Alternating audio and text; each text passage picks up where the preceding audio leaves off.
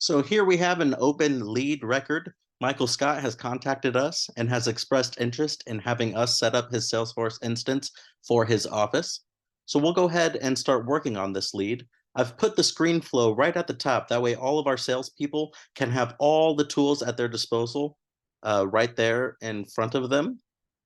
You'll notice during the flow that the refresh element will actually update these fields on the record automatically as the input is put in. And I've put all those fields at the top here so that you can see them update in real time. So let's go ahead and start working. First step in this process is to choose an analyst. We'll say Cameron. And the service that the client needs. Well, Michael needs a first-time Salesforce implementation. We'll go ahead and move to Open Contact. And as you can see, the fields were updated in real time thanks to that refresh element, and the stage moved along the path automatically. Now, in this part of the process, it asks the salesperson for the budget.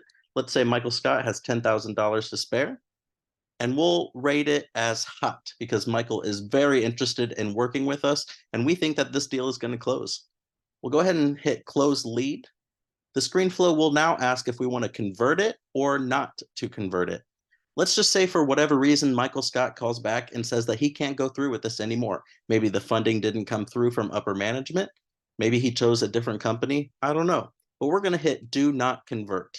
We'll hit Finish, and that changes the stage to Closed, Not Converted. The screen flow also reverts to the very beginning. That way, if we ever need to reopen this lead record, we can continue working on it for whatever reason. And what do you know? Michael Scott calls us back a few weeks later and says, actually, he'd like our services after all. So the salesperson reopens this lead record, and we can go right back to work on the lead. The first thing the flow is going to ask is, what are we doing? Are we going to convert this lead now, or are we reopening it to start again? Well, some things have changed in the past few weeks, so we're going to reopen this lead. That way we can input new information.